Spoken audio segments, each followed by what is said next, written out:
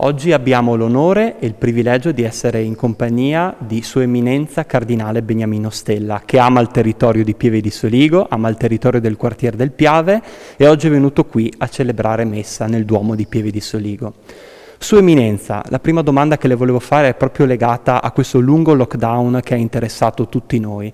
Quanto è stato difficile per le comunità cristiane italiane e del mondo non poter vivere la dimensione comunitaria così come siamo tutti abituati? Nessuno di noi ha memoria di una tragedia un po' di questo genere, quindi abbiamo dovuto un po' prepararci di giorno in giorno, però abbiamo sofferto, credo, tante persone, solitudine, ecco, ovviamente quarantena, tutto ciò che ha comportato lo stare chiusi. Penso che siano state coltivate un po' le relazioni familiari, non per necessità, ma perché era opportuno e bene stare insieme e vivere anche una vita di famiglia.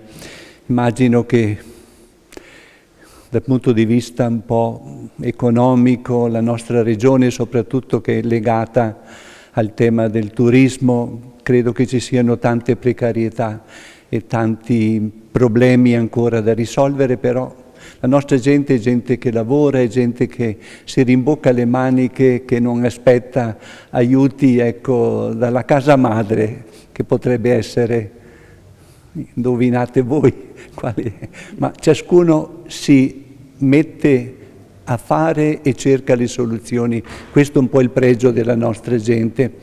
Ecco, per me venire in questa occasione, ecco, un'occasione familiare, sono venuto soprattutto per un battesimo, ma Don Giuseppe, il mio parroco, sempre mi prende, mi chiede una messa. Io lo faccio volentieri perché l'aiuto ai sacerdoti è parte anche del mio dovere. Quindi sono qui, stasera ritorno a Roma perché domani è festa a Roma di Santi Pietro e Paolo e quindi occorre essere vicini al Papa. Poche settimane fa lei ha ottenuto un importante riconoscimento, lei è entrato nell'ordine dei cardinali vescovi, quindi lei è molto vicino, ancora più vicino al Santo Padre, a Papa Francesco. Ecco, che persona è Papa Francesco? Lei che ha il privilegio di poterlo conoscere così bene. Sì, una domanda. Io ieri l'ho visto, siamo stati un quarticello d'ora insieme per cose ovviamente di lavoro. La cosa bella è sentirsi a proprio agio, è sentirsi accolti, sentirsi ti aspetta alla porta, ti congeda all'ascensore, ecco, ti invita a sedere, quei piccoli gesti di umanità, di accoglienza che fanno sempre piacere. Poi ti guarda negli occhi, ascolta.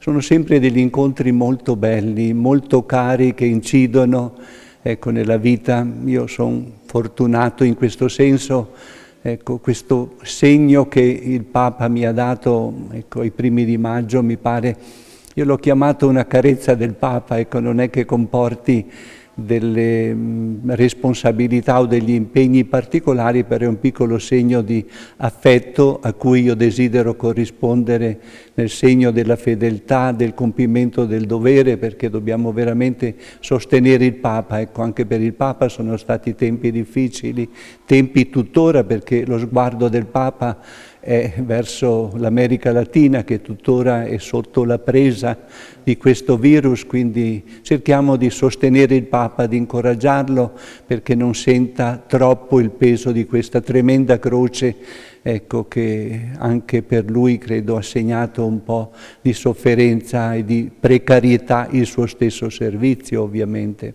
In conclusione di intervista, un pensiero per Pieve di Soligo, per il quartier del Piave. Lei sa che questo territorio è candidato a capitale italiana della cultura. Adesso c'è stato il problema del lockdown, quindi rimarrà Parma, però la speranza è quella di valorizzare le bellezze di questo territorio che è anche diventato patrimonio dell'umanità ormai un anno fa. Motivi di orgoglio, certamente. Dobbiamo mantenerlo, direi, incontaminato questo territorio, soprattutto da un punto di vista umano, ecco, renderlo sempre più bello, più attraente attraverso quei gesti di accoglienza. Ecco, siamo provati dall'assenza un po' del turismo, abbiamo tanto bisogno, ma torneranno i tempi. Ecco, penso che questo segno di aver posto da parte dell'UNESCO gli occhi su questa terra è un gesto che darà i suoi frutti, che resterà, e piano piano avremo modo di far conoscere un po' questo tesoro che portiamo tra queste colline, in queste pianure nostre, darlo a conoscerle perché possa venire, ma soprattutto che possa, ecco, arricchire nel cuore la nostra gente. La nostra gente ha bisogno, ecco, di sentire che è utile, che è aperta al mondo. Ecco, cerchiamo di essere generosi con chi viene, accoglienti, ecco, gente di ogni popolo e nazione. Ecco, è un po' nella nostra tradizione. Noi stessi siamo stati durante tanti decenni, ecco, pensiamo alla nostra emigrazione, tutto ciò che i nostri paesi hanno sofferto proprio. Ci sono monumenti un po' dappertutto all'emigrato, è vero, in questi paesini. Ecco, io sono felice di venire, ci vengo sempre volentieri, guardo le colline, conosco queste strade, conosco questi luoghi, li percorro ancora, grazie a Dio, ho salute e posso girare a piedi, talvolta anche un po' nella bicicletta, come sapete un po' il mio piccolo sport che cerco di mantenere per poter conservare il corpo che mi aiuti e mi serva nel mio servizio ancora a tempo pieno, direi alla soglia quasi degli 80, perché l'anno prossimo saranno 80, ma finché Dio vuole, finché il Papa, ecco, desidera, siamo al servizio del Signore, della Chiesa e del Santo Padre che non è venuto da queste parti. Ecco, noi lo pensiamo, lo desideriamo.